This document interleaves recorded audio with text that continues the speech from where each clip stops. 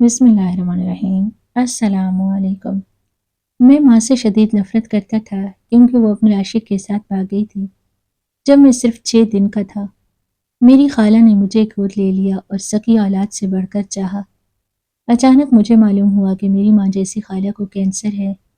वो जाते जाते मुझे अपनी डायरी दे गई और कहा कि जब मैं मर जाऊं तो इसे पढ़ लेना। खाला के इंतकाल को तीसरा दिन था जब मैं इनके कमरे में रखी डायरी निकाल कर पढ़ने लगा। आंखों में आंसू थे। अचानक डायरी में से एक पुरानी तस्वीर निकलकर मेरे कदमों में जा गिरी।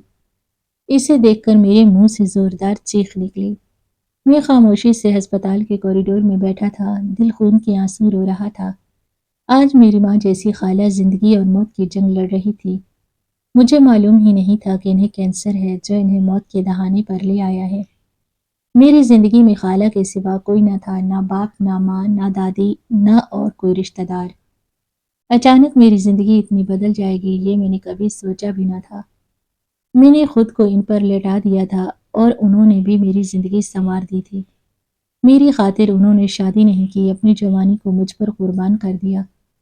मैं सर झुकाए इन्हीं के बारे में सोच रहा था। अचानक आईसीयू का दरवाज़ा खुला। मैं फौरन हड़बड़ा कर खड़ा हुआ, डॉक्टर की तरफ लपका। डॉक्टर ने मुझे देखते हुए कहा, आप मिस्टर आरिफ हैं? मैंने सर हिलाया तो वो बोले, आपकी पेशेंट आपको अंदर बुला रही हैं। लेकिन पहले मैं कुछ कहना चाहता हूँ। मैंने इनकी बात काट कर कहा, बाद में सुनूंगा, मुझे पहले इनके पास जाना है। मगर उन्होंने मेरी कलाई थाम कर रोका और कहा, फिलहाल आप ठहर जाएं, इनके पास अभी कुछ वक्त है। डॉक्टर की बात सुनकर मेरा दिल धक से रह गया। ऐसे लगा जैसे किसी ने मेरा दिल मुट्ठी में भींच दिया हो। वो बोले, आपकी पेशेंट को कैंसर है और ये आखिरी स्टेज पर है। ये पहले भी हमारे पास आ चुकी हैं। हमने इलाज शुरू करने को कहा था मगर ये सिर्फ ज़रूरत के तहत दवाई लेती रहीं। उन्होंने अपनी जान को खुद अज़ाब में डाला और कोई नहीं जान पाया कि ऐसा क्यों। अब इनके पास सिर्फ चंद घंटे हैं। आप इनके दिलजोई करें, जो कहना है कह ले। ये कहकर डॉक्टर मेरा कंधा थपथपा कर चले गए। मुझे लगा जैसे मैं तपती धूप में अकेला खड़ा हूँ। मैं नफ़ी में सर हिलाते हुए बोला, ऐसा नहीं हो सकता। आप मुझे धोखा नहीं दे सकते। मुझे लगा था खाला को कैंसर का पता ही नहीं था, मगर असल में इन्हें सब इल्म था। मैं गुस्से में कमरे में के अंदर आ गया। अगला मंजर मेरी जान निकाल देने वाला था। ऑक्सीजन मास्क, बड़ी बड़ी मशीनें इनके वजूद से जुड़ी थीं, मगर इनकी उंगलियां हरकत कर रही थीं। मैं फौरन इनके करीब गया। जैसे ही मैंने इनका जर्द चेहरा देखा, मेरी आंखों से आंसू बहने लगे। तमाम पल याद आने लगे जब मुझे इन पर शक होता था। मैं कुछ कहता इससे पहले ही उन्होंने मेरा हाथ थाम लिया और धीरे से बोली, कैसे हो आरिफ? मैं तड़प कर बोला, आपकी ऐसी हालत देखकर आपका बेटा कैसा हो सकता है? आपको ज़रा भी एहसास है कि मेरी क्या हालत हो रही है खाला? अगर आपको कुछ हो गया तो मैं क्या करूँगा? इस भरी दुनिया में आपके सिवा मेरा कौन है? आपने ऐसा जुल्म क्यों किया? जब आपको मालूम था कि आप कैंसर में मुब्तला हैं तो इलाज क्यों ना करवाया? अल्लाह का दिया हमारे पास सब कुछ था। मैं जॉब कर रहा था, अच्छी इनकम है। आपका इलाज बआसानी हो सकता था। आपने मुझे क्यों ना बताया? मैं आपके बगैर कैसे जिंदा रहूंगा? ये कहते ही मैं फूट फूट कर रोने लगा। जिंदगी में मैंने माँ खो दी थी, बाप खो दिया था, दोस्त रिश्तेदार सब खो दिए, लेकिन मैं इस औरत को खोना नहीं चाहता था जिसमें मेरी पूरी जिंदगी बसती थी। ऐसा लगता था जैसे अगर इन्हें कुछ हो गया तो आरिफ भी मर जाएगा। मैं मजीद कुछ कहता कि वो आहिस्ता से बोली, मेरे पास ज़्यादा वक्त नहीं है आरिफ, मेरी बात सुन लो। मैं इनके करीब ज़मीन पर बैठ गया। इनका चेहरा थाम कर कहा, मुझे तन्हा छोड़कर ना जाए। मैं आपके बगैर नहीं रह सकता। ये घर मुझे ख़त्म कर देगा। प्लीज़ खाला, ऐसा ना कहें। वो नरमी से बोली, हर इंसान ने एक दिन जाना ही होता है। मेरा वक्त आ चुका है, लेकिन तुम ज़िंदगी गुजारोगे और सिर्फ गुजारोगे नहीं बल्कि जियोगे। मुझसे वादा करो, तुम खुद को ख़त्म नहीं करोगे, बल्कि मेरे बगैर भी अपने आप को संवारोगे, शादी करोगे, अपनी औलाद पैदा करोगे, खुशहाल ज़िंदगी गुजारोगे। लेकिन पहले मुझे माफ़ कर दो। इनकी बात सुनकर मैं हैरान रह गया। माफ़ी तो मुझे मांगनी चाहिए कि मैं आपसे गाफिल रहा। अगर मैं आप पर नज़र रखता तो आज शायद ये नौबत न आती। मैं कुछ कहता वो मज़ीद बोली, जब तुम्हारे सामने हकीकत खुलेगी और मेरा सच सामने आएगा तो वादा करो कि मुझसे नफ़रत नहीं करोगे। मैंने जो भी किया सिर्फ तुम्हारी मोहब्बत में किया। तुम मेरी ज़िंदगी में बहार बनकर आए हो। تم میرا سب کچھ ہو۔ یہ کہہ کر ان کی آنکھوں سے آنسو بہنے لگے۔ میں نے ان کے ماتھے پر بوسہ دیتے ہوئے کہا، آپ سے نفرت کا سوال ہی پیدا نہیں ہوتا۔ اگر آپ مجھے قتل بھی کر دیتی تب بھی میں آپ سے نفرت نہ کرتا۔ مجھے معلوم ہے کہ آپ نے میرے لیے کیا کچھ کیا ہے۔ میں نے کہا، آپ مجھے معاف کر دیں کہ میں نے آپ کا خیال نہیں رکھا، آپ کی خدمت نہیں کی۔ میں آپ کو کھونا نہیں چاہتا۔ میں آپ کا علاج کرواؤں گا۔ ہم کسی اور ہسپتال چلتے ہیں۔ میں اپنی امید نہیں توڑوں گا۔ یہ کہتے ہی میں کھڑا ہو گیا، مگر انہوں نے میرا ہاتھ مضبوطی سے تھام لیا اور بھرائی ہوئی آواز میں بولی، جب حقیقت تمہارے سامنے آئے گی تو یہی پیار نفرت میں بدل جائے گا۔ میں چاہتی ہوں اب تمام حقیقت تمہارے سامنے کھلے۔ اپنی زندگی میں کئی بار سوچا تمہیں سچائی بتا دوں، پردہ ہٹا دوں، لیکن مجھ میں ہمت نہیں تھی۔ میں تمہیں جیتے جی کھونا نہیں چاہتی تھی۔ ہاں، اب جب میں اس دنیا سے جا رہی ہوں تو مجھے فرق نہیں پڑتا، مگر میں تم سے صرف اتنا کہتی ہوں کہ مجھ سے نفرت نہ کرنا۔ میں نے جو کچھ بھی کیا ہے صرف تمہارے لیے کیا ہے۔ یہ کہہ کر خالہ سائرہ نے ایک گہری سانس لی اور چند لمحے خاموش رہنے کے بعد بولی، میری الماری کے آخری خانے کے نیچے ایک تجوری ہے۔ اس تجوری کو کھولنا، اس میں ایک گلابی رنگ کی ڈائری ہے۔ مجھے دفنانے کے بعد وہ ڈائری پڑھنا اور پھر مجھ پر بھروسہ رکھنا۔ میں نے جو بھی کیا صرف تمہارے لیے ہی کیا۔ یہ کہتے ہی ان کی سانسیں ٹوٹنا شروع ہو گئیں۔ وہ بلند آواز میں کلمہ پڑھنے لگیں۔ مشینوں کی آواز تیز ہو گئی۔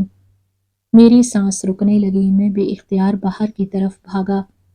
میں اپنی خالہ کو مرتا ہوا نہیں دیکھ سکتا تھا۔ دروازے پر کھڑے ہو کر بار بار ڈاکٹر ڈاکٹر چلایا۔ چند لمحے بعد ڈاکٹر دوڑتے ہوئے کمرے میں داخل ہوئے، مگر خالہ سائرہ کی سانسیں رک چکی تھیں۔ ان کے ہونٹ نیلے پڑ گئے تھے اور زبان تالوں سے چپک گئی تھی۔ چند لمحوں بعد ڈاکٹر میرے قریب آئے اور میرے کندھے پر ہاتھ رکھتے ہوئے بولے، ہمیں معاف کیجیے گا، یہ اب اس دنیا میں نہیں رہیں۔ یہ الفاظ نہیں بلکہ خنجر تھے جو میرے سینے میں پیوست ہو گئے۔ میں چلاتے ہوئے زمین پر بیٹھ گیا۔ یہ دکھ میں برداشت نہیں کر سکتا تھا۔ میری حالت ایک ایسے انسان کی مانند ہو گئی جو بھری دنیا میں تنہا رہ گیا ہو، جس کے پاس نہ رشتے ہوں، نہ حوصلہ، نہ صبر۔ میں بے بس ہسپتال کے آئی سی یو میں چیخ رہا تھا، نہیں خالہ، آپ مجھے چھوڑ کر نہیں جا سکتی۔ میں آپ کے بغیر زندہ نہیں رہ سکتا۔ خدا کے لیے واپس آ جائیں، میں مر جاؤں گا۔ آپ کا بھتیجا آپ کے بغیر نہیں رہ پائے گا۔ یہ کہہ کر میں نے اپنا چہرہ دونوں ہاتھوں سے ڈھانپ لیا۔ اچانک زندگی اتنی تنگ ہو گئی تھی، میں نے کبھی سوچا بھی نہ تھا۔ آج صبح جب میں گھر سے نکل رہا تھا تو معمول کے مطابق ان کے سامنے بیٹھا ان سے دعائیں لے رہا تھا، اور وہ مجھے لمبی عمر کی دعا دے رہی تھی۔ مجھے کیا معلوم تھا وہ مجھے دعائیں دے کر مجھے تنہا چھوڑ جائیں گی۔ ڈاکٹر مسلسل مجھے حوصلے رکھنے کی ہدایت دے رہے تھے اور کہہ رہے تھے کسی کو بلاؤ، مگر میں ایسا ہو گیا کہ جیسے اندھا بہرا ہو چکا ہوں۔ سب کچھ دیکھ رہا تھا مگر ایسا منظر دیکھنا نہیں چاہتا تھا۔ ان کے چہرے پر سفید کپڑا ڈال دیا گیا۔ ان کی میت کو سردخانے میں منتقل کرنے کی تیاری ہونے لگی۔ ڈاکٹر شاہ نواز جو میری خالہ کو ضرورت کے وقت دوائیاں دیتے تھے، اب میرے قریب آ کر میرے کندھے پر ہاتھ رکھتے ہوئے بولے، ان کی میت کو احترام سے پہچانا۔ وہ اکثر کہتی تھی کہ تم سے انہیں بہت محبت ہے، اس دنیا میں تمہارے سوا ان کا کوئی نہیں۔ اگر تم اس طرح ٹوٹ کر بکھر جاؤ گے تو ان کی قربانی کا حق ادا نہیں کر پاؤ گے۔ حوصلہ کرو، انتظامات مکمل کرو، مرنا جینا صرف رب کے ہاتھ میں ہے، ہم کچھ نہیں کر سکتے۔ اب اٹھو اور جاؤ۔ میرا دماغ بالکل خالی ہو گیا۔ کوئی کیا کہہ رہا تھا کچھ سمجھ نہیں آ رہا۔ اچانک یہ صدمہ میرے لیے قابل قبول نہیں تھا۔ جو شخص صبح بالکل ٹھیک ٹھاک تھا، شام تک وہ مر چکا تھا، یہ کیسے ممکن تھا؟ میری سمجھ سے باہر تھا، مگر ڈاکٹر کی بات درست تھی، انہوں نے اپنی جوانی مجھ پر لوٹا دی۔ اب مجھ پر لازم تھا کہ میں ان کی میت کو عزت سے قبر میں اتاروں۔ میں نے کچھ دوستوں اور جاننے والوں کو فون کیا۔ معلوم تھا کہ کچھ ہی دیر میں نماز جنازہ کے لیے لوگ آ جائیں گے۔ محلے میں خالہ سائرہ کا ایسا مقام تھا کہ کوئی بھی پیچھے نہیں ہٹے گا۔ میرے صرف فون کرنے کی دیر تھی، انتظامات شروع ہو گئے۔ میں سرد خانے کی طرف بڑھا تاکہ ان کے غسل کی تیاری کروا سکوں۔ ہمارے گھر میں کوئی عورت نہیں تھی جو غسل دینے کے لیے جا سکتی، اس لیے دل میں طے کیا کہ غسل دینے والی عورت کو کچھ پیسے دوں گا تاکہ وہ طریقے سے غسل دے۔ وقت کی رفتار کبھی تھمی نہیں اور نہ کبھی تھم سکتی ہے۔ کل تک جو گھر میری خالہ اور میرے قہقہوں سے گونجتا تھا، آج اسی گھر کے صحن میں ان کی میت رکھی تھی اور میں ان کے سامنے بالکل بے بس بیٹھا تھا۔ میرے پیچھے عورتیں قرآن پاک کی تلاوت کر کے ان کے لیے دعا کر رہی تھیں۔ کچھ لوگ اس انتظار میں تھے کہ میں اشارہ کروں تاکہ میت کو اٹھا کر قبرستان لے جایا جا سکے۔ میں ان کے چہرے پر ہلکا سا ہاتھ پھیرتے ہوئے بولا، آپ نے مجھے دھوکہ دیا ہے۔ آپ نے وعدہ کیا تھا مجھے کبھی نہیں چھوڑیں گی، ہم دونوں ہمیشہ ساتھ رہیں گے، لیکن آپ جا رہی ہیں، میں آپ کو کبھی معاف نہیں کروں گا۔ آپ مجھ سے معافی مانگ رہی تھی نا؟ میں کہتا ہوں آپ کو، میں کبھی معاف نہیں کروں گا۔ آپ نے میرے ساتھ بالکل اچھا نہیں کیا۔ آپ کو ایک لمحہ بھی میرا خیال نہ آیا کہ آپ کا بیٹا آپ کے بغیر کیسے رہے گا؟ جس انسان نے آپ کی گود کی محسوس کی، وہ اس کے دل پر کیا گزرے گی؟ یہ کہہ کر میں ہچکیوں کے ساتھ زار و قطار رونے لگا۔ میرا دوست فوراً میرے قریب آیا اور مجھے سنبھالتے ہوئے بولا، حوصلہ کرو یار، کیا ہو گیا ہے تمہیں؟ اس طرح ہمت ہارو گے تو آگے کے انتظامات کیسے سنبھالو گے؟ مرد ہو، مرد نہیں روتے۔ میں باختیار بولا، مرد بھی انسان ہوتے ہیں، ان کے سینے میں بھی دل ہوتا ہے، ان کے دل بھی کچھ ایسے لوگ ہوتے ہیں جن کے کھونے کا خیال ان کی روح کو جھنجھوڑ دیتا ہے، اور میں آج اس شخص کو کھو چکا ہوں جس کے ہونے سے میں عارف تھا۔ یہ کہہ کر میں اپنے دوست کے گلے سے لگ گیا، جبکہ محلے کے لوگ مجھے تسلی دے رہے تھے۔ کچھ ہی دیر بعد اللہ اکبر کی صدا گونجی اور خالہ سائرہ کے جنازے کو کندھوں پر اٹھا لیا گیا۔ یہ وقت میرے لیے موت جیسا تھا۔ میں بالکل بے بس کھڑا ان کے جنازے کو دیکھ رہا تھا۔ لوگ مجھے اشارہ کر رہے تھے کہ میں کندھا دوں، مگر میں آگے بڑھ ہی نہیں پا رہا تھا۔ بس جو تھا وہ ان کے ساتھ ساتھ چلتا جا رہا تھا۔ مسجد میں جب امام کے پیچھے کھڑے ہو کر میں نے نماز جنازہ پڑھی تو جو کیفیت مجھ پر گزری وہ صرف میرا رب جانتا ہے۔ زندگی میں کسی اپنے کو کھونا آسان نہیں ہوتا، خاص طور پر ماں باپ جیسے رشتوں کو۔ کچھ ہی دیر بعد میت کو ایمبولینس میں رکھا گیا اور ہم قبرستان کی طرف روانہ ہوئے۔ پورا راستہ میرے لیے کسی موت کے جیسا تھا۔ جب ان کی قبر تیار کر کے ان کے وجود کو اتارا جا رہا تھا، میں بری طرح چیخا چلایا، زوردار روتا رہا۔ لوگ مجھے پکڑ رہے تھے۔ مجھے سمجھ نہیں آ رہا تھا وہ کیسے مجھے چھوڑ کر جا سکتی تھی۔ کچھ ہی دیر میں ان کی قبر پر مٹی ڈال دی گئی اور سب نے ہاتھ اٹھا کر فاتحہ پڑھا۔ میں نے بھی ہاتھ اٹھائے، کھڑے ہو کر کچھ کہنا چاہا مگر منہ سے الفاظ ادا نہ ہو سکے۔ ایک عجیب و غریب رقت مجھ پر طاری ہو گئی۔ کچھ ہی دیر بعد مجھے چلنے کے لیے کہا گیا، مگر میرے اندر ہمت نہ تھی۔ میں ان کی قبر کے پاس کھڑا رہا۔ مجھے اندر سے ڈر لگتا تھا۔ خالہ سائرہ اکثر اپنے کمرے کی ساری بتیاں جلا کر سوتی تھی۔ میں نے کئی بار وجہ پوچھی تو وہ کہتی کہ نہ جانے کیوں ایسا محسوس ہوتا ہے جیسے کوئی اندھیرے میں مجھے ختم کر دے گا۔ مجھے اندھیرے سے خوف آتا ہے، اگر میں چلاؤں تو تم آ جانا۔ اور اکثر ایسا ہوتا تھا کہ اگر لائٹ چلی جاتی تو وہ چیخنا شروع کر دیتی اور میں فوراً لائٹ جلا دیتا تھا۔ ان کی خاطر میں نے جنریٹر، یو پی ایس اور ہر سسٹم گھر میں لگا رکھا تھا تاکہ اگر خدا نخواستہ لائٹ چلی جائے تو میں فوراً ان کے کمرے کی لائٹ جلا سکوں۔ اب اگر میں جانا چاہتا تھا تو قبر میں مکمل اندھیرا تھا۔ میرا دوست مولا ارمان میرا ہاتھ تھام کر کھڑا ہوا اور بولا، اب ہمیں چلنا چاہیے، اندھیرا ہو رہا ہے۔ جبکہ میں نفی میں سر ہلا کر بولا، میں یہیں رہوں گا۔ میری خالہ اندھیرے سے ڈرتی تھی، وہ اکیلی نہیں رہ سکتی۔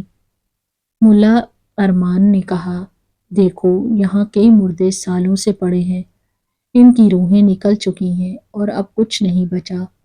حوصلہ کرو یار، اس طرح تم یہاں نہیں بیٹھ سکتے۔ جبکہ میں روتے ہوئے بولا، میں نے ان کے علاوہ کسی کا سہارا نہیں دیکھا، اس ویران گھر میں میں کیا کروں؟ تمہیں میرے ساتھ اپنے گھر لے چلو کہا، مگر میرے پاؤں کانپ رہے تھے۔ میں مسلسل روتا جا رہا تھا، طبیعت بھی خراب ہو رہی تھی، زیادہ دیر قبرستان میں نہیں بیٹھ سکتا تھا۔ کچھ ساتھیوں نے زور دے کر مجھے اٹھایا اور مجھے قبرستان سے باہر لے گئے، حالانکہ میں نے ارادہ کر لیا تھا کہ میں وہیں بیٹھوں گا اور فجر کی اذان تک وہیں رہوں گا۔ مگر میرے دوستوں نے مجھ سے کہا کہ ہمارے گھر چلو، تنہا نہ رہو۔ میں نے ٹکر دے دی اور اکیلے گھر آ گیا۔ کچھ دوستوں نے میرے ساتھ رہنے کی ضد کی اور محلے کے لوگوں نے بھی رکنے کی پیشکش کی، کیونکہ وہ جانتے تھے کہ میں خالہ سائرہ کے لیے کتنا دیوانہ ہوں۔ مگر میں نے سب کو منع کیا اور کہا مجھے اکیلا چھوڑ دیا جائے۔ میں نے بدتمیزی بھی کی، لوگوں نے محسوس کیا میں اکیلا رہنا چاہتا ہوں۔ میں کچھ دیر اسی صحن میں کھڑا رہا جہاں کچھ دیر پہلے خالہ سائرہ کا جنازہ تھا۔ اب سناٹا چھایا تھا۔ میں ان کے کمرے کی طرف گیا اور ان کی تصویر دیکھ کر پھر سے بے قابو ہو کر رو پڑا۔ مرد بھی روتے ہیں، یہ احساس آج مجھے شدت سے ہوا۔ خالہ اکثر کہتی تھی کہ تم بہت سخت دل ہو، تمہاری آنکھوں سے آنسو نازل نہیں ہوتے۔ میں دنیا سے جاؤں گی، تم دیکھنا اس دن تم تڑپ تڑپ کر رو گے اور میں دعا کرتی ہوں تمہیں احساس ہو۔ یہ سن کر مجھے رونا آ گیا۔ میں ان کی تصویر دیکھتے ہوئے بولا، دیکھو خالہ، آج تمہارا بھتیجا بالکل تنہا ہے، وہ رو رہا ہے۔ اس کی آنکھوں سے آنسو بہہ رہے ہیں مگر کوئی صاف کرنے والا نہیں۔ جب تم نے 6 دن کے بچے کو اپنی گود میں لیا ہوگا تب بھی تم رو رہی ہوگی۔ تم نے مجھے ایسی بات کیوں کہی تھی کہ میرا دل کیوں جلایا؟ اب روتے روتے زمین میں لیٹ گیا۔ ماضی کے وہ دردناک لمحات میری آنکھوں کے سامنے رہنے لگے۔ میرے والد کا انتقال میرے پیدا ہونے سے پہلے ہوا۔ خالہ نے بتایا انہیں ہارٹ فیل ہوا گیا تھا۔ میرے دادا غم برداشت نہ کر سکے اور دنیا سے رخصت ہو گئے۔ پھر میں 9 ماہ بعد پیدا ہوا۔ میری ماں مجھے پیدا ہونے کے 6 دن بعد اپنے کسی عاشق کے ساتھ بھاگ گئی۔ میں مکمل طور پر اکیلا رہ گیا، ایک 6 دن کا بچہ جسے ماں کا پیار معلوم تک نہ تھا، نہ باپ کا لمس۔ وہ بس روتا، دودھ مانگتا اور خالہ نے مجھے سنبھالا۔ وہ کنواری تھی، ان کے رشتے طے تھے مگر انہوں نے میری خاطر شادی منسوخ کر دی۔ لوگوں نے کہا یہ بچہ لاوارث ہے، چھوڑ دو، مگر انہوں نے ایسا نہ کیا۔ مجھے اپنی سگے اولاد کی طرح پال پوس کر بڑا کیا۔ میری خاطر انہوں نے شادی نہیں کی، اپنی جوانی مجھے دے دی۔ انہوں نے سخت محنت کی۔ جب میں قابل ہوا کہ انہیں ایک آسائش بھری زندگی دے سکوں تو وہ مجھے چھوڑ کر چلی گئیں۔ آج میرا وجود زہر سا محسوس ہو رہا تھا، دل چاہ رہا تھا خود کو ختم کر دوں۔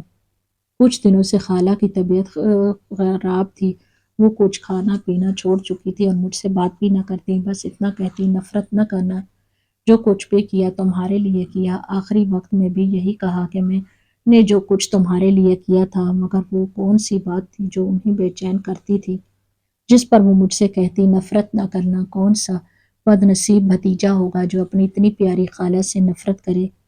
پوری رات میں رویا سے سکتا رہا۔ فجر کی اذان پر میری آنکھ کھلی۔ میں بمشکل آدھے گھنٹے کی نیند کے بعد بنا کچھ کھائے پیے قبرستان پہنچ گیا۔ ان کے سرہانے بیٹھ کر زاروں قطار رونا شروع کر دیا۔ میں نے انہیں بتایا میں نے رات کس اذیت میں گزاری، ان کے بغیر گھر سنسان ہے، یہاں تک قبرستان بھی اب آباد محسوس ہوتا ہے۔ کافی دیر بعد ان کے پاس بیٹھا رہا، پھر گورکھن آیا اور مجھے باہر جانے کو کہا۔ میں چاہتا تھا ان کے پاس بیٹھ کر ان کا درد ہلکا کروں۔ میں ان سے پوچھنا چاہتا تھا کہ ان کی رات کیسے گزری۔ وہ تو اپنے امتحان میں پاس ہو گئی مگر کوئی مجھے پاس بیٹھنے نہیں دے رہا تھا۔ گھر واپس آیا، مہمان آئے، سب نے پرسہ کیا، حال دریافت کیا، مجھے کھانا کھلایا، مگر حلق سے نوالا نہیں اتر رہا تھا۔ خلا میں مجھے گھور رہا تھا۔ میں آج ان کا سویم بھی ہوا۔ 3 دن گزر گئے، پھر 3 دن میرے لیے قیامت سے کم نہ تھے۔ میں نے خود کو سنبھالا کیونکہ اگر میں خود کو نہ سنبھالتا تو مر جاتا اور میں حرام موت نہیں مرنا چاہتا تھا۔ سویم کے بعد خالہ سب لوگ چلے گئے، کمرے میں بیٹھا۔ اچانک خالہ کی آخری الفاظ مجھے یاد آئے، میری الماری میں ڈائری پڑی ہے۔ فوراً اپنی جگہ سے کھڑا ہوا۔ اب ان کی یادیں ہی تھیں جنہیں میں سمیٹ لینا چاہتا تھا۔ میں نے ان کی الماری کھولی تو سامنے ان کے کپڑے رکھے ہوئے تھے، ان کا دوپٹہ، ان کی قمیض، ان کی جیولری اور ان کے پیسے۔ میری آنکھوں سے ایک بار پھر آنسو ٹپک پڑے تھے۔ کوئی انسان آپ کی زندگی میں اتنا عزیز بھی ہو جاتا ہے، میں نے کبھی سوچا بھی نہیں تھا۔ مجھے اب سانس بھی بہت مشکل سے آتی تھی۔ میں نے کانپتے ہاتھوں سے تجوری کھولی تو سامنے ہی گلابی ڈائری رکھی ہوئی تھی۔ میں نے کانپتے ہاتھوں سے ڈائری اٹھائی اور چپ چاپ جا کر ان کے کمرے کے صوفے پر بیٹھ گیا۔ دل ابھی بھی زور زور سے دھڑک رہا تھا۔ دل چاہتا تھا کہ میں اس ڈائری کو واپس رکھ دوں۔ نہ جانے اس میں ایسا کون سا راز ہوگا جو مجھے ان سے نفرت کرنے پر مجبور کر دے گا۔ کچھ دیر تک میں خاموش رہا، پھر کپ کپاتے ہاتھوں سے ڈائری کھولی۔ سامنے بڑے بڑے الفاظ میں میرے پیارے بیٹے عارف لکھا ہوا تھا۔ میرے لبوں پر مسکراہٹ پھیل گئی۔ نیچے انہوں نے ہماری ایک خوبصورت تصویر چپساں رکھی تھی۔ میں نے عقیدت سے ان کی تصویر کو چوم لیا اور پہلا صفحہ کھولا، جس پر تحریر کچھ یوں تھی: میرے پیارے بیٹے عارف، میں جانتی ہوں جب تم یہ ڈائری پڑھو گے میں اس دنیا میں زندہ نہیں ہوں گی، یا پھر تمہاری زندگی سے بہت دور ہوں گی۔ میں جانتی ہوں تمہیں جو سچ معلوم ہوگا اس کے بعد تم مجھ سے نفرت کرنے لگو گے، مگر میں تم سے منت کرتی ہوں کہ مجھ سے نفرت مت کرنا۔ میں تم سے بہت محبت کرتی ہوں۔ تمہاری محبت میں نے اپنی زندگی برباد کر دی۔ میں نے پورا خاندان تباہ و برباد کر دیا، مگر میں کیا کرتی؟ مجھے تم سے ایک الگ حسد سی ہو گئی تھی۔ تمہارا پیدا ہونا میرے لیے بہت خوشی کی بات تھی۔ ایسے لگا جیسے ہمارے گھر میں چاند اتر آیا ہو۔ میری آنکھوں میں نمی آ گئی تھی۔ تمہارے باپ کا ہارٹ فیل ہوا تھا اور وہ اس دنیا میں نہیں رہے، اور یہ ہارٹ فیل تمہاری ماں کی وجہ سے ہوا تھا۔ میں اس عورت کو کبھی نہیں بخش پاؤں گی۔ میں نے اسے لاکھ سمجھایا کہ میرے بھائی کو تکلیف نہ دو، مگر وہ عورت کچھ پیسوں کے لیے انہیں ذہنی اذیت دیتی تھی۔ اکثر تنہائی میں وہ میرے سامنے بیٹھ کر روتے کہ وہ کمانا چاہتے تھے، مگر ان کا ایک ہاتھ کام نہ کرتا تھا۔ یہ بیماری ان کو بچپن سے تھی، مگر تمہاری ماں ان کی تکلیف کو سمجھنے کی بجائے طعنہ دیتی کہ تم صرف میرے لیے بوجھ ہو۔ میں نے کئی بار تمہاری ماں سے التجا کی کہ ایسا نہ کرو، تم اپنا شوہر کھو بیٹھو گی، مگر وہ عورت صرف اپنے بارے میں سوچتی تھی، اور جب وہ حاملہ ہوئی تو دیوانی سی ہو گئی۔ اس کے منہ میں جو آتا تھا وہ تمہارے باپ کو کہہ دیتی۔ اس کا خیال تھا تک نہ ہوتا کہ وہ شخص ان باتوں سے کتنی اذیت محسوس کرتا ہے۔ جب وہ 5 ماہ کی حاملہ ہوئی تو تمہارا باپ اور اس کے درمیان بہت سخت جھگڑا ہوا۔ تمہارا باپ کہہ رہا تھا کہ ڈیلیوری سرکاری ہسپتال میں کروائیں کیونکہ ان کی وسعت اس کے قابل نہیں ہے، مگر تمہاری ماں نے صاف کہہ دیا اگر تم پرائیویٹ ہسپتال نہیں لے جاؤ گے تو میں اپنا بچہ لے کر تمہیں چھوڑ کر چلی جاؤں گی۔ مجھے بھیک مانگ کر بھی گزر بسر کرنا پڑا، مگر تو میں کروں گی، مگر تمہارے ساتھ نہیں رہوں گی۔ اس دن میں نے اپنے بھائی کے ہاتھ میں اپنا سونا دیا اور ان سے کہا پریشان نہ ہو، میں سب سنبھال لوں گی۔ میری شادی میں صرف چند مہینے باقی تھے، مگر میں نے اپنے بھائی کا ساتھ نہیں چھوڑا۔ جب یہ بات تمہاری ماں کو پتہ چلی تو وہ چھلک کر غصے میں سامان باندھ کر جانے لگی۔ اسی دوران تمہارے باپ کو ہارٹ اٹیک آیا اور وہ ہمیں چھوڑ کر چلے گئے۔ وہ وقت میرے لیے بہت مشکل تھا کیونکہ میں نے اپنا باپ کھو دیا تھا۔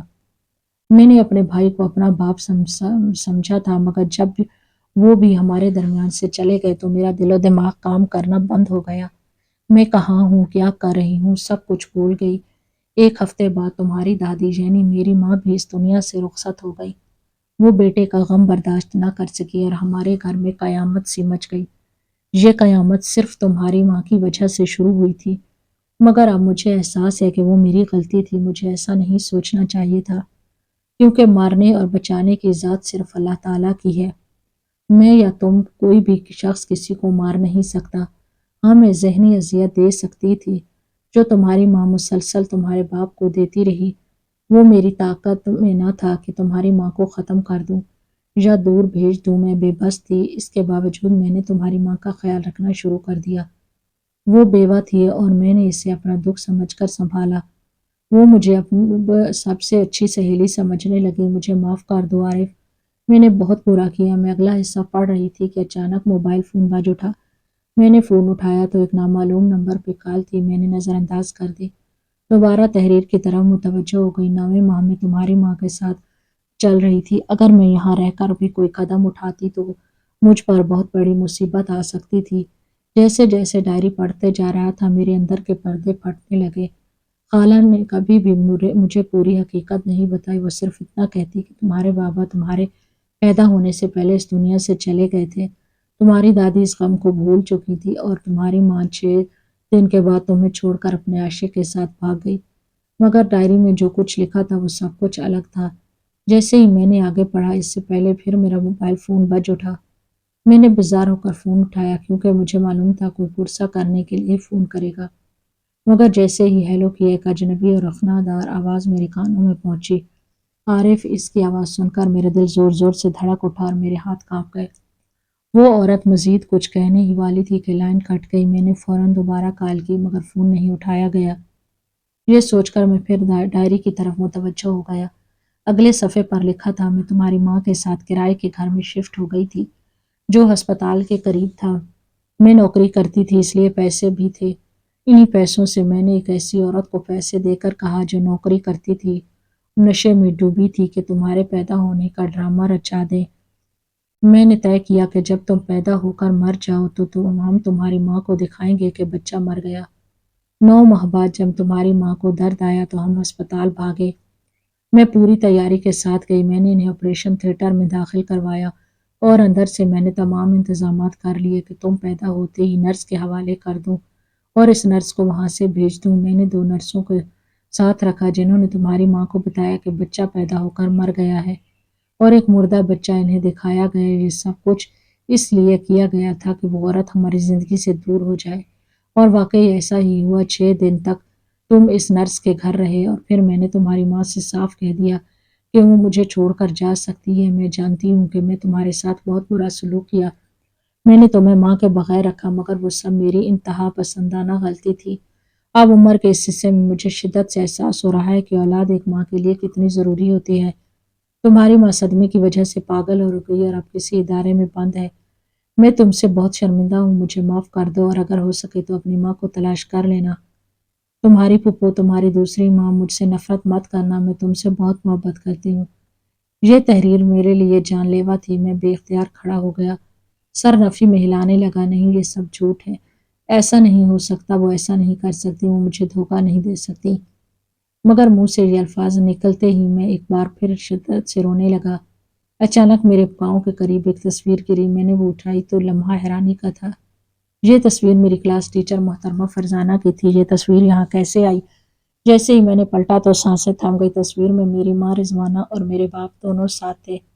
ان کا نام اور تاریخیں پیچھے لکھی ہوئی تھی، شادی کی سالگرہ اور باپ کے انتقال کی تاریخ۔ میں چند لمحوں کے لیے بے ہوش سا رہ گیا۔ میں نے پلٹ کر دیکھا، 15 دن میں وہی ملا تھا۔ نہ وہ مجھے پہچان پائی اور نہ میں اسے پہچان سکا۔ یہ کیسے ممکن تھا؟ مجھے اپنی ماں سے ملنا تھا، وہ پاگل خانے میں تھی۔ اس خبر نے میری جان نکال دی۔ مجھے پرنسپل کا گھر معلوم تھا۔ میں بنا سوچے سمجھے پرنسپل کے گھر نکل پڑا۔ اگرچہ رات کے 9 بج رہے تھے، مختصر فاصلہ طے کر کے میں وہاں پہنچ گیا۔ مجھے سمجھ نہیں آ رہا تھا اب کیا کروں، مگر ماں سے ملنے کی چاہت نے مجھے دیوانہ بنا دیا تھا۔ میرے پاس اور کوئی رشتہ نہیں تھا، مجھے صرف میری ماں چاہیے تھی۔ میں خالہ سائرہ سے نفرت نہیں کر رہا تھا، میں ان سے نفرت کیسے کر سکتا تھا؟ انہوں نے میرے لیے جو کیا وہ میں مر کر بھی نہیں بھول سکتا تھا، لیکن اس کے باوجود مجھے اپنی ماں کو ڈھونڈنا تھا۔ میری پہلی بیل پر ہی دروازہ کھول دیا گیا۔ سامنے پرنسپل میڈم کا بیٹا کھڑا تھا۔ میں نے اسے دیکھتے ہوئے کہا، اپنی والدہ کو بلائیں۔ کچھ دیر کے بعد وہ باہر آ گئیں۔ جب میں روتے ہوئے اپنی پوری کہانی ان کے سامنے بیان کی تو وہ گہرے دکھ کا اظہار کرنے لگی۔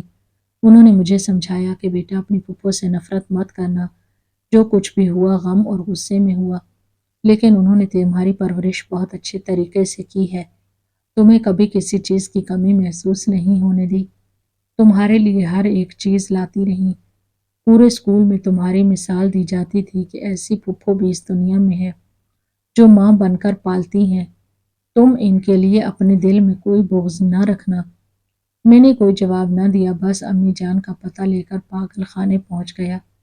وہاں جا کر جب میں نے اپنا تعارف کروایا اور ان کے بارے میں پوچھا تو اگلا جھٹکا میرے لیے جان لیوا تھا۔ میری ماں کو پاگل پن کے انجیکشن لگائے جا رہے تھے، وہ دماغی توازن کھو بیٹھی تھی۔ میں بھاگتا ہوا ان کے وارڈ میں گیا اور جب میں کمرے میں داخل ہوا تو وہ لمحہ ایسا تھا جیسے 25 سال کے بعد مجھے زندگی مل گئی ہو۔ میں دوڑ کر ان کے سینے سے لگ گیا۔ 15 دن پہلے وہ میری آنکھوں کے سامنے تھی اور میں انہیں پہچان نہیں پایا تھا۔ میری سمجھ سے یہ سب باہر تھا۔ پھر روتے ہوئے انہوں نے بتایا کہ میں تمہیں پہچان چکی تھی، لیکن ڈرتی تھی کہ تم مجھ سے نفرت کرو گے، کیونکہ لوگ کہتے تھے کہ میں نے تمہارے باپ اور تمہاری دادی کو مارا ہے، اس لیے میں نے تمہیں اپنا بیٹا کہہ کر نہیں پکارا تھا۔ وہ بالکل نارمل ہو کر بات کر رہی تھی۔ ایک دم مجھے شک ہوا۔ میں نے فوراً پوچھا، اگر آپ پاگل تھیں تو پھر آپ مجھ سے عام انداز میں بات کیسے کر رہی ہیں اور مجھے دیکھتے ہی پہچان کیسے گئیں؟ پھر جو حقیقت انہوں نے مجھے بتائی اس نے میری جان ہلا دی۔ اس انسان سے ان کی شادی ہوئی تھی، وہ انسان نہیں درندہ تھا۔ اس نے جان بوجھ کر میری ماں کو یہاں بھجوایا تاکہ وہ تیسری شادی کر سکے اور میری بہن کی شادی اپنی مرضی کے لڑکے سے کروا سکے۔ اس نے ہماری زندگی تباہ کر دی۔ میں نے اس وقت اپنی ماں کو وہاں سے نکالا، اس آدمی کے خلاف پولیس کیس کیا اور اپنی بہن کو بحفاظت گھر لے آیا۔ آج بھی جب اس بات کو یاد کرتا ہوں تو میری جان نکل جاتی ہے۔ میری ماں کا بھی یہی کہنا تھا کہ تم اپنی پھوپھو سے نفرت مت کرنا۔ انہوں نے سب کچھ برداشت کر کے بھی تمہیں ماں سے بڑھ کر چاہا۔ اگر میں رہتی تب بھی تم برباد ہوتے۔ ہو سکتا تھا میں دوسری شادی کر لیتی اور تمہارے حالات مزید مشکل ہو جاتے۔ اس بات نے مجھے کہیں نہ کہیں سکون دیا، لیکن میں نے زندگی میں ایک سبق سیکھا ہے، جتنا کوئی خوش نظر آتا ہے اتنا خوشنما ہر چیز نہیں ہوتی۔ ہر انسان کو سچائی کی تحقیق ضرور کرنی چاہیے۔ کوئی واقعہ آپ کی زندگی میں ہوا ہو یا نہ ہوا ہو، اس کو تحقیق کے بغیر سچ نہ مانے، کیونکہ بعض اوقات حقیقت سامنے ہونے کے باوجود ہم پہچان نہیں پاتے۔ ناظرین، آپ کو ہماری آج کی کہانی کیسی لگی؟ کمنٹ میں اپنی رائے اس کو ضرور دیں۔ میرا مقصد صرف اتنا ہے کہ چند الفاظ ایسے چھوڑ جاؤں جن سے کوئی گمراہی کے راستے پہ جاتے جاتے رک جائے، اور نہ بھی رکے تو کم از کم سوچ میں پڑ جائے۔ دوستوں، امید کرتی ہوں آج کی ہماری کہانی آپ کو اچھی لگی ہوگی۔ اچھی لگے تو ویڈیو کو لائک کریں، شیئر کرنا مت بھولیں۔ ایسی مزید کہانیاں سننے کے لیے ہمارے چینل کے ساتھ جڑے رہیے۔ شکریہ، اللہ حافظ۔